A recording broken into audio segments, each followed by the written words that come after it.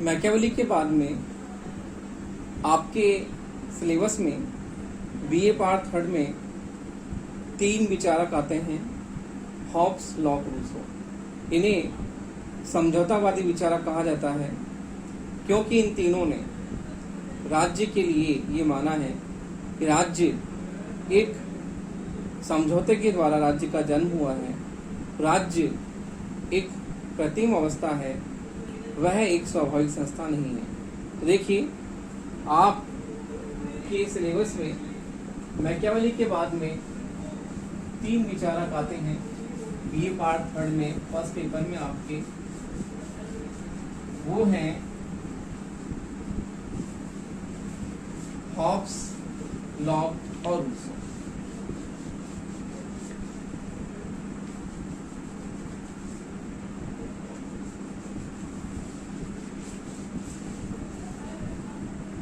तो देखिए, आपके समझौतावादी विचारक हैं, समझौतावादी विचारक हॉब्स,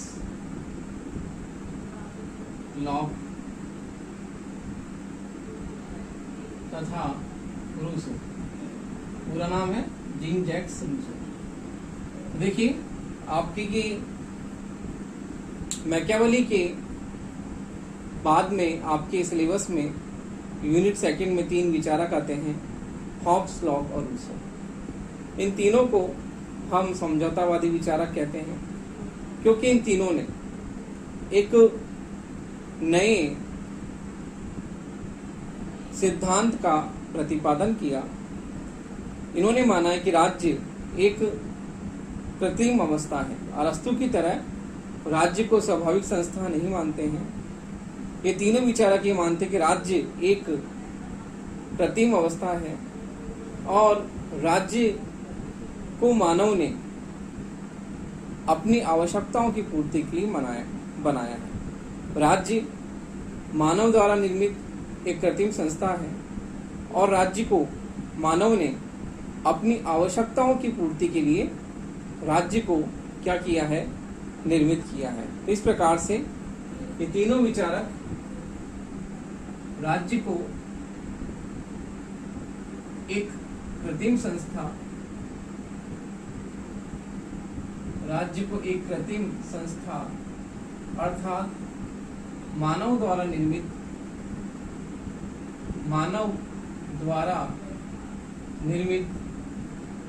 संस्था मानते हैं। तीनों विचारक मानते हैं कि राज्य मानव द्वारा निर्मित एक कृत्रिम संस्था है और जिसे मानव ने अपने स्वार्थों की पूर्ति के लिए अर्थात अपने उद्देश्यों की पूर्ति के लिए, अपनी आवश्यकताओं की पूर्ति के लिए लोगों ने मिलकर राज्य का निर्माण किया है, राज्य को बनाया है। क्योंकि उस समय राज्य में अशांति,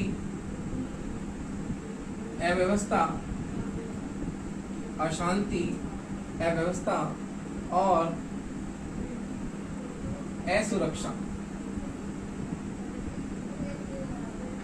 व्याप्त थी। कोई ऐसी संस्था नहीं थी जो राज्य में शांति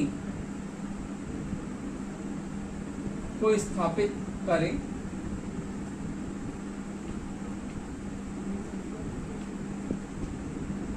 कानूनों का पालन करवाए,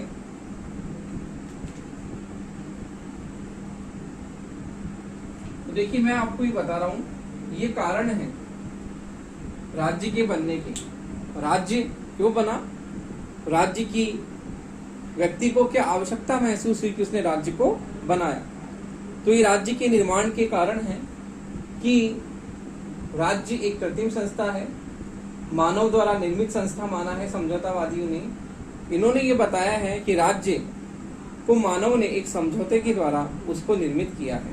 जब राज्य में अशांति व्याप्त थी, जब राज्य में असुरक्षा व्याप्त थी, जब राज्य में अव्यवस्था थी, तो इस प्रकार के वातावरण में नागरिकों को सुरक्षा कौन मुहैया कराए, अर्थात राज्य में शांति व्यवस्था को कायम करने के लिए, राज्य में कानून व्यवस्था को संचालित करने के लिए, राज्य में लोगों के प्राणों की रक्षा के लिए और समाज में अव्यवस्था जो व्याप्त थी उस अव्यवस्था को समाप्त कर, उस अशांति के माहौल को समाप्त कर एक शांति और व्यवस्था से संपन्न जो समाज है उसको स्थापित करने की आवश्यकता थी। तो इसलिए जहां समाज में अव्यवस्था, अशांति व्याप्त थी और ऐसे माहौल में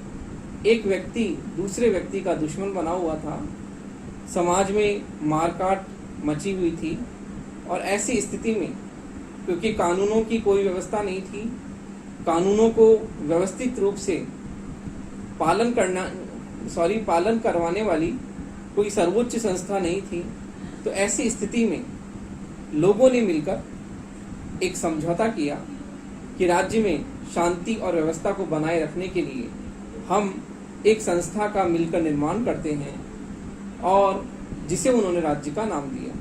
तो इस प्रकार ये समझौतावादी विचारक हॉब्स, लॉक, रूसो तीनों ये मानते हैं कि राज्य का निर्माण मानव के द्वारा निर्मित समझौते के द्वारा हुआ है और इस समझौते के द्वारा राज्य की क्या हुई है, उत्पत्ति हुई है। तो तीनों विचारक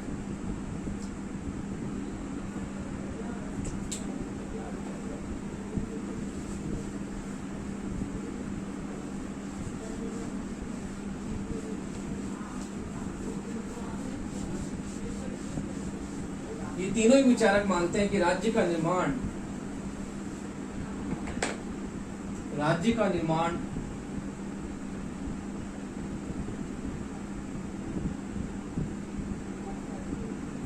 एक समझौते के द्वारा, राज्य का निर्माण एक समझौते के द्वारा हुआ है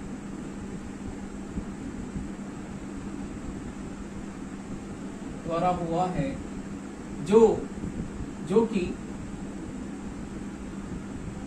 मानव समूह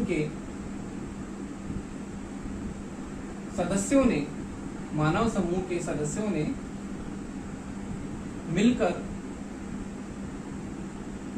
किया है। अर्थात ये तीनों विचारक समझौतावादी विचारक हैं और ये तीनों ये मानते हैं कि राज्य का निर्माण एक समझौते के द्वारा हुआ है और उस समझौते में मानव समूह के सदस्यों ने मिलकर यह समझौता किया है। समाज में व्याप्त अव्यवस्था, अशांति और जो असुरक्षा का माहौल था, इस असुरक्षा के माहौल को समाप्त करने के लिए, समाज में शांति व्यवस्था को स्थापित करने के लोगों ने मिलकर एक समझौते का निर्माण किया और इस समझौते के आधार पर राज्य की क्या हुई है, उत्पत्ति हुई है। तो इस प्रकार ये तीनों ही विचारक समझौतेवादी विचारक हैं जो ये मानते हैं कि राज्य का निर्माण एक समझौते के द्वारा हुआ है। इस प्रकार अरस्तु के विपरीत, जहाँ अरस्तु राज्य को एक स्वाभाविक संस्था मानता है, उसके विपरीत ये तीनों ही विचारक राज्य को मानव द्वारा निर्मित एक कृत्रिम संस्था मानते हैं। तो देखिए, सबसे पहले हम पढ़ेंगे हॉब्स को, फिर लॉक को और रूसो को। तो सबसे पहले हॉब्स के बारे में हम अध्ययन करेंगे कि हॉब्स ने किस प्रकार से अपने सिद्धांतों का प्रतिपादन किया और किस प्रकार से हॉब्स के चिंतन में हमें व्यक्तिवाद के जो दर्शन या व्यक्तिवाद की हमें छाप देखने को मिलती है। तो देखिए, सबसे पहले हम लेते हैं समझौतावादी विचारकों में हॉब्स को।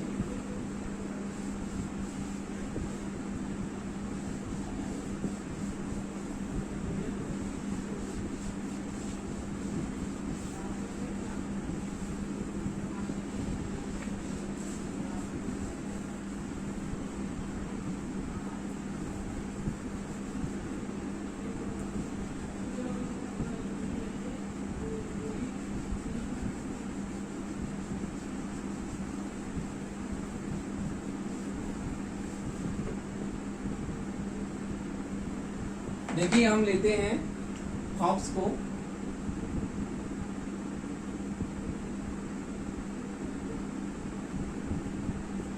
पहला विचार है कि आपका समझौतावादी विचारकों में हॉब्स।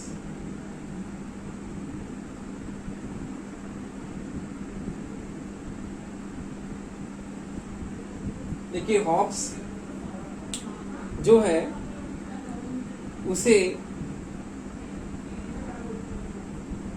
मैम्सबरी का बालक भी कहा जाता है, क्योंकि उसका जन्म इंग्लैंड के मैम्सबरी में हुआ था।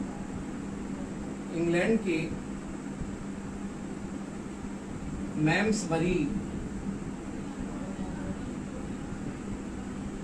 मैम्सबरी में उसका जन्म हुआ था। और हॉब्स के समय में इंग्लैंड में गृह युद्ध का माहौल था, क्रॉमवेल का शासन था, और क्रॉमवेल में भी अशांति और अव्यवस्था का जो दौर इंग्लैंड में चल रहा था, गृह युद्ध की स्थितियां जो इंग्लैंड में बनी हुई थी, और कभी भी शासन अस्थिर हो सकता था। तो इस प्रकार से इंग्लैंड में हमेशा भय का वातावरण व्याप्त था, इसीलिए उसे भय का शिशु भी कहा जाता है। हॉब्स को भय का शिशु भी कहा जाता है। ऐसा कहा जाता है कि उसकी माता ने 2 बच्चों को जन्म दिया, एक हॉब्स को और एक भय को। उसकी जननी ने 2 बच्चों को जन्म दिया, हॉब्स को और भय को। हॉब्स के चिंतन में हमें भय का जो माहौल है या भय का जो वातावरण है वो उसके चिंतन में हमें पूरी तरह से देखने को मिलता है। किस प्रकार से हॉब्स के चिंतन में हमें शुरू से लेकर अंत तक भय की परिस्थितियां ही देखने को मिलती हैं, क्योंकि उसके चिंतन में जो उसके समय में इंग्लैंड में गृह युद्ध का माहौल था, अशांति का माहौल था, वो हमेशा बना रहता था। और शासक हमेशा अपने सिंहासन पर उसको हमेशा तलवार लटकी हुई मिलती थी। कभी भी तख्ता पलट हो सकता था, कभी भी शासन परिवर्तित हो सकता था। तो इस प्रकार से जो हॉब्स है, उस हॉब्स पर इंग्लैंड की गृह युद्ध का जो भय है वह हमें साफ रूप से दिखाई देता है। उसकी हमें स्पष्ट झलक हॉब्स के चिंतन में देखने को मिलती है। तो इस प्रकार हॉब्स को भय का शिशु भी कहा जाता है, क्योंकि उसके चिंतन में हमें भय का माहौल पूरी तरह से स्पष्ट रूप से दिखाई देता है। उसकी प्रमुख रचनाएं देखिए, प्रमुख रचनाएं हैं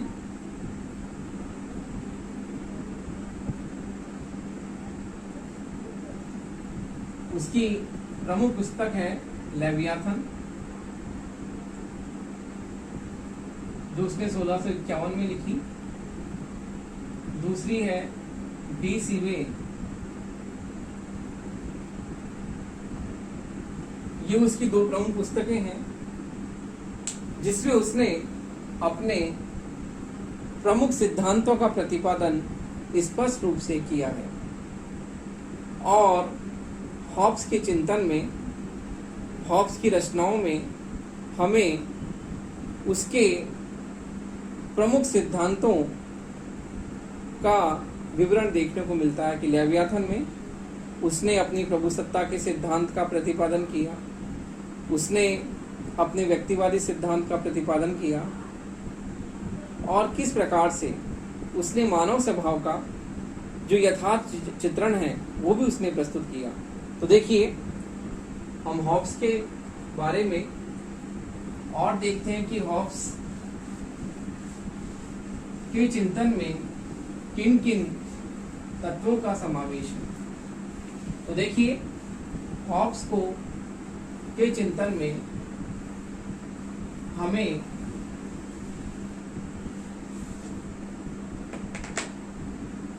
वैज्ञानिक भौतिकवाद का, वैज्ञानिक भौतिकवाद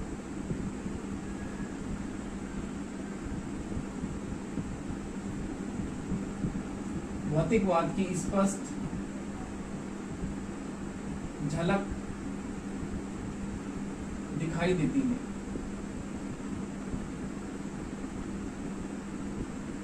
वैज्ञानिक भौतिकवाद का मतलब कि उसने कार्य कारण संबंधों की कार्य कारण संबंधों की हॉब्स ने स्पष्ट व्याख्या की है।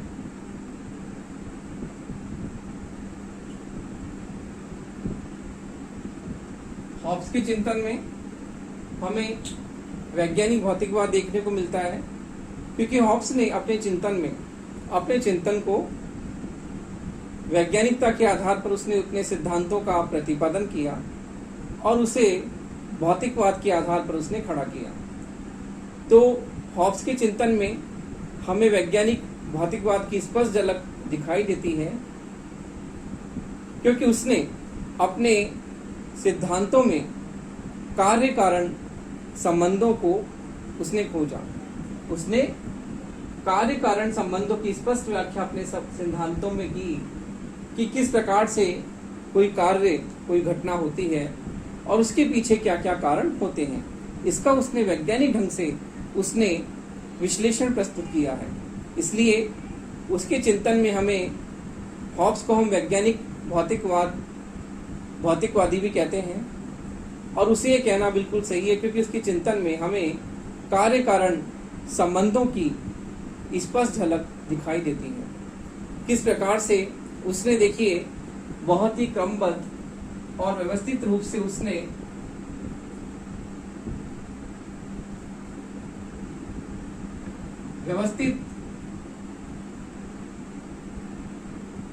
व्यवस्थित रूप से सिद्धांतों का निरूपण या प्रतिपादन किया।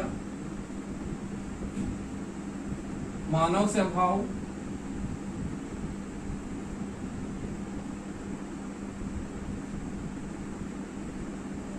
प्राकृतिक कानून,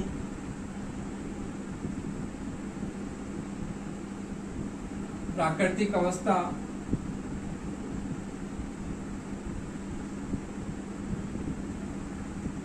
फिर समझौते द्वारा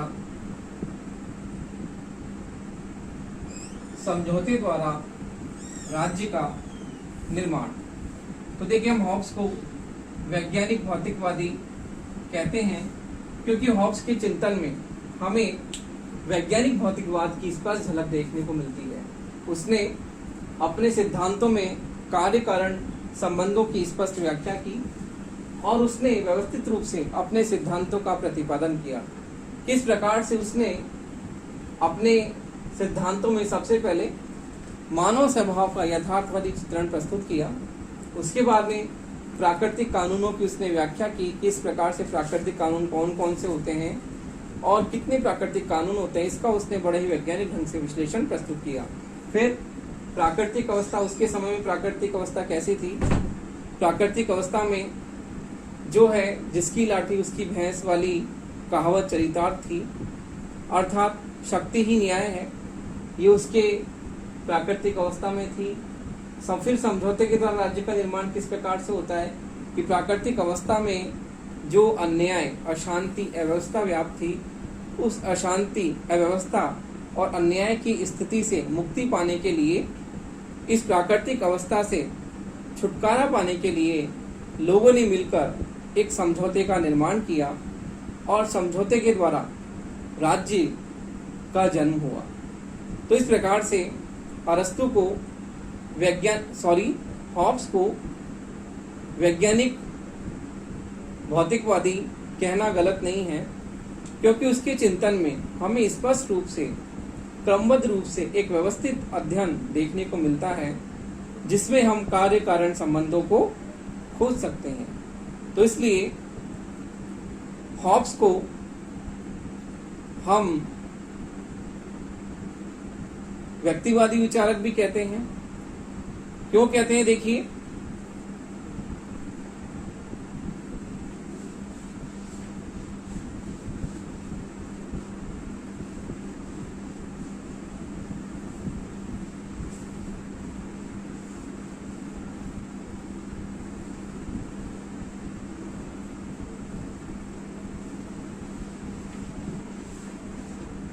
देखिए हॉब्स जो है एक हॉब्स को प्रथम व्यक्तिवादी विचारक है। क्यों? देखिए हॉब्स के चिंतन में हमें वैज्ञानिक भौतिकवाद की झलक तो स्पष्ट रूप से दिखाई देती है, उसे हम वैज्ञानिक भौतिकवादी भी कहते हैं, लेकिन इसके साथ ही उसे हम प्रथम व्यक्तिवादी विचारक भी कहते हैं। क्यों कहते हैं? क्योंकि हॉब्स ने जब समझौते का निर्माण किया और समझौते के निर्माण के द्वारा राज्य नामक संस्था का जन्म हुआ, तो उसमें उसने कहा कि राज्य जो है वह व्यक्ति की सुरक्षा के लिए बना हुआ है। तो राज्य का जन्म व्यक्ति की सुरक्षा के लिए, उसके प्राणों की रक्षा के लिए, क्योंकि जो प्राकृतिक अवस्था में मारकाट की अवस्था थी वह मारकाट का बोलबाला था। प्रत्येक व्यक्ति दूसरे व्यक्ति का दुश्मन था और वह अपने स्वार्थ की सिद्धि के लिए किसी भी साधन का प्रयोग करके वह दूसरे व्यक्ति को क्या कर सकता था? मार सकता था। तो हर व्यक्ति दूसरे व्यक्ति का क्या था? दुश्मन था। तो इस प्रकार प्राकृतिक अवस्था में जो अशांति, अव्यवस्था, जो अन्याय व्याप्त था, उस अवस्था से मुक्ति पाने के लिए लोगों ने समझौते के द्वारा राज्य का निर्माण किया। और राज्य का निर्माण इस शर्त पे किया, राज्य का निर्माण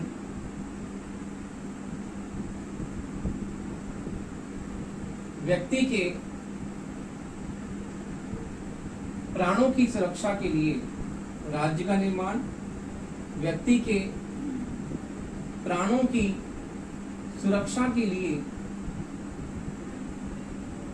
हुआ है।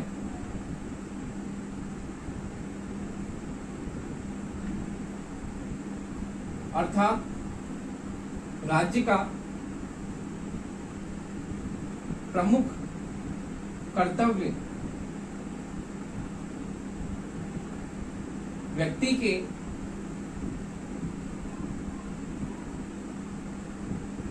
प्राणों की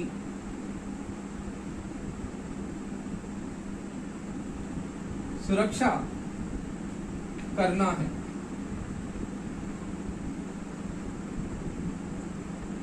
तो देखिए राज्य का निर्माण व्यक्ति के प्राणों की सुरक्षा के लिए हुआ है और राज्य का प्रमुख दायित्व, उसका प्रमुख कार्य क्या है? व्यक्ति के प्राणों की सुरक्षा करना। यदि व्यक्ति के प्राण संकट में आ जाते हैं तो ऐसी स्थिति में राज्य उसके प्राणों की सुरक्षा करता है, और यदि वह उसके प्राणों की सुरक्षा नहीं करता तो व्यक्ति को इस समझौते को, जिस समझौते द्वारा राज्य का निर्माण होता है, तो व्यक्ति समझौता तोड़ देता है। तो देखिए यदि राज्य ये काम नहीं करता है, व्यक्ति के प्राणों की सुरक्षा नहीं करता है, तो व्यक्ति समझौते को तोड़ देता है। अर्थात व्यक्ति को सर्वप्रथम हॉब्स ने आत्मरक्षा का अधिकार दिया है। देखिए हॉब्स को एक व्यक्तिवादी विचारक क्यों कहते हैं? क्योंकि उसने सबसे पहले सर्वप्रथम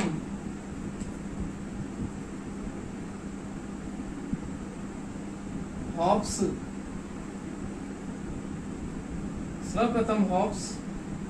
व्यक्ति को आत्मरक्षा का अधिकार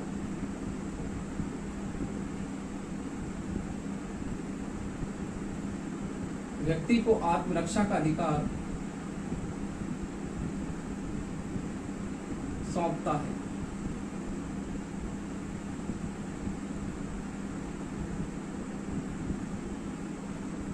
तो देखिए, हॉब्स व्यक्ति को आत्मरक्षा का अधिकार देता है और आत्मरक्षा के अधिकार के आधार पर वह ये कहता है कि यदि व्यक्ति के प्राणों की सुरक्षा राज्य नहीं कर पाता है, यदि व्यक्ति के प्राण संकट में हैं, तो ऐसी स्थिति में उसे राज्य जो कि समझौते के द्वारा निर्मित हुआ है, उस समझौते को तोड़ने का उसे पूर्ण अधिकार है। वह ऐसे समझौते को तोड़ सकता है जिस समझौते के कारण उसके प्राणों की जो है उसके प्राण संकट में हैं। तो ऐसी स्थिति में जब व्यक्ति के प्राण संकट में हैं, तब वह राज्य को क्या कर सकता है, वह राज्य नामक संस्था जो कि समझौते द्वारा निर्मित है, उस समझौते को तोड़कर राज्य से अलग हो सकता है। तो इस प्रकार हॉब्स को प्रथम व्यक्तिवादी विचारक कहते हैं, क्योंकि वह व्यक्ति को आत्मरक्षा का अधिकार देता है और इस आत्मरक्षा के अधिकार के द्वारा व्यक्ति को समझौता तोड़ने का पूरा अधिकार है कि वह समझौते की शर्तों से पूरी तरह से बंधा हुआ है, लेकिन समझौते की शर्तों से बंधा हुआ होने के कारण भी वह इस समझौते को तोड़ सकता है, राज्य को नकार सकता है, क्योंकि उसके प्राण जो हैं वह संकट में हैं। व्यक्ति अपने प्राणों की रक्षा के लिए राज्य का निर्माण करता है। यदि उसके प्राण संकट में हैं, तो ऐसी स्थिति में उसे आत्मरक्षा का अधिकार वह देता है और इस आत्मरक्षा के अधिकार के लिए ही उसे व्यक्तिवादी विचारक कहा जाता है, क्योंकि व्यक्ति आत्मरक्षा के लिए ही तो राज्य का निर्माण करता है। और ऐसी स्थिति में जब व्यक्ति के प्राण संकट में हैं, तो उसके आत्मरक्षा का अधिकार उससे छिन जाता है और ऐसी स्थिति में व्यक्ति समझौते को तोड़ सकता है। तो हॉब्स एक ही परिस्थिति में व्यक्ति को समझौता तोड़ने की अनुमति देता है, जब उसके प्राण संकट में, अर्थात जब व्यक्ति को आत्मरक्षा का अधिकार जिसके लिए राज्य का निर्माण हुआ है, यदि वह संकट में है, तो ऐसी स्थिति में वह समझौते को तोड़कर अपनी आत्मरक्षा का अर्थात अपनी सुरक्षा कर सकता है। तो इसलिए हम हॉब्स को प्रथम व्यक्तिवादी विचारक कहते हैं, क्योंकि उसने आत्मरक्षा का अधिकार देकर व्यक्ति को जो है उसकी सुरक्षा को उसने प्रमुख माना है। इसलिए हम हॉब्स को प्रथम व्यक्तिवादी विचारक कहते हैं। तो देखिए, हॉब्स के व्यक्तिवादी विचारक के बाद में हम हॉब्स के मानव स्वभाव की बात करते हैं कि हॉब्स का मानव स्वभाव कैसा है। तो देखिए, हॉब्स ने मानव स्वभाव का यथार्थवादी चित्रण प्रस्तुत किया है। हॉब्स ने मानव स्वभाव का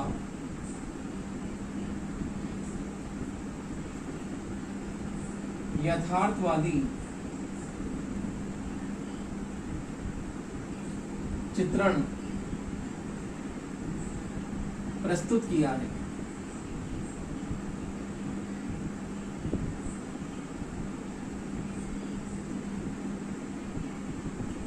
हॉब्स यह कहता है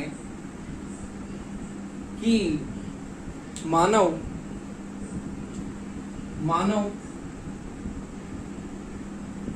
स्वभाव से स्वार्थी, मानव स्वभाव से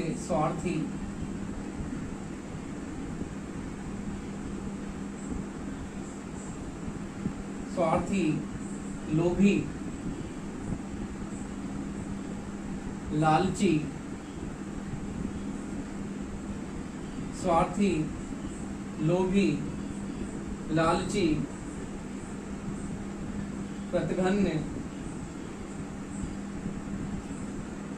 स्वार्थी, लोभी, लालची, प्रतिघन्य, डरपोक, आदि आसुरी लक्षणों से युक्त है। तो इस प्रकार हॉब्स मानव स्वभाव का यथार्थवादी चित्रण प्रस्तुत करता है और ये कहता है कि मानव स्वभाव से स्वार्थी, लोभी, लालची, कृतघ्न, डरपोक आदि आसुरी लक्षणों से युक्त है। इस प्रकार से हॉब्स मानव स्वभाव के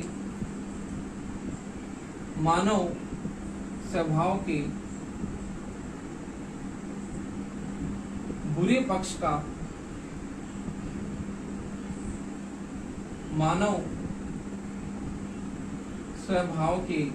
पक्ष का चित्रण करता है